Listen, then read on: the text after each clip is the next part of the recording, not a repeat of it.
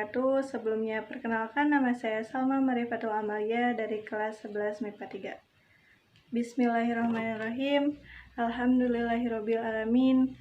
Wabihi nasta'inu ala umuri dunya wadin wa ala alihi wa sahbihi ajmain amma ba'du. Yang terhormat Bapak Fani selaku guru pembimbing bahasa Indonesia di SMAN 1 Mangunjaya dan teman-teman yang saya banggakan. Pertama-tama, marilah kita panjatkan puji dan syukur kepada Allah Subhanahu wa Ta'ala yang masih memberi kita nikmat banyak, sehingga dengan nikmat-nikmat itu kita masih bisa melaksanakan perintahnya dengan baik. Shalawat serta salam semoga selalu tercurah limpahkan kepada junjungan Nabi kita, yakni Nabi kita Nabi Muhammad SAW, yang dengan perjuangan beliau dan para sahabatnya kita masih bisa merasakan manisnya iman dan indahnya Islam. Tidak lupa kepada keluarganya dan juga pada para pengikutnya hingga akhir zaman kelak. Amin ya rabbal alamin. Hadirin yang dirahmati oleh Allah, pada kesempatan yang berbahagia ini saya akan menyampaikan ceramah tentang ikhlas. Mungkin semua orang telah tahu apa yang namanya ikhlas. Dengan melakukan ikhlas, sesuatu tanpa mengharapkan imbalan apapun. Dalam agama kita, ikhlas adalah melakukan sesuatu karena Allah Subhanahu wa Ta'ala. Ikhlas sendiri terdapat dalam kehidupan kita sehari-hari. Contohnya, ikhlas dalam bekerja, ikhlas dalam belajar, ikhlas dalam beramal, ikhlas dalam beribadah, dan lain-lain. Nah, contohnya, apabila kita masukkan dalam konteks ibadah, maka ikhlas berarti melakukan ibadah karena Allah Subhanahu wa Ta'ala, bukan yang lain, bukan karena ingin dipuji, bukan ingin terlihat soleh, tapi benar-benar hanya Allah Subhanahu wa Ta'ala. Allah berfirman dalam surat Al-Bayyinah ayat 5 yang artinya, tidaklah mereka diperintahkan kecuali untuk mengikhlaskan agama untuknya.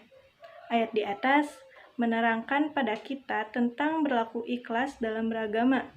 Agama apabila tidak dilandasi dengan ikhlas dan kejujuran akan runyam dan seolah tak berbekas.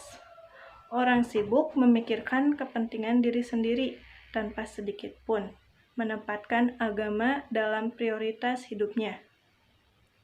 Ikhlas dalam beragama menjadi sangat penting untuk pupuk dalam diri, karena dengan ikhlas, semua urutan akan menjadi lebih terang dan mudah untuk dijalankan.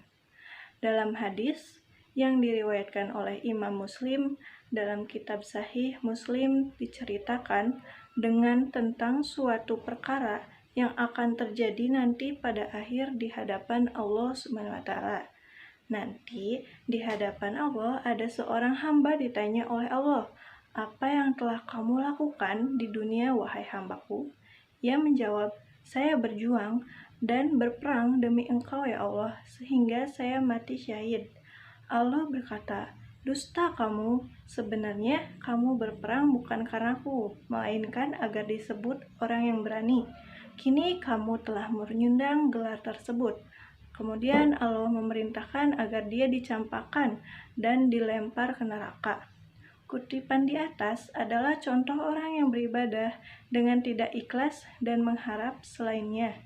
Kisah ini menjadi tamparan keras bagi kita yang masih sering beribadah atau melakukan sesuatu bukan karenanya.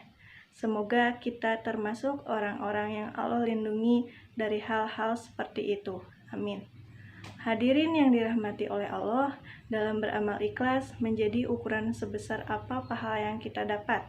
Semakin ikhlas seseorang dalam beramal, semakin besar juga balasan yang akan diterima.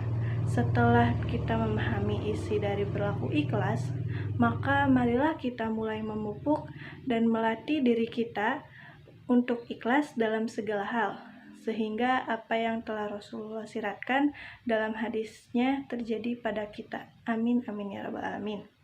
Mungkin sekian dari saya. Semoga apa yang telah saya sampaikan bisa bermanfaat bagi kita semua. Terima kasih atas perhatiannya. Mohon maaf atas segala kekurangannya. Wabillahi taufiq wal hidayah. Wassalamualaikum warahmatullahi wabarakatuh.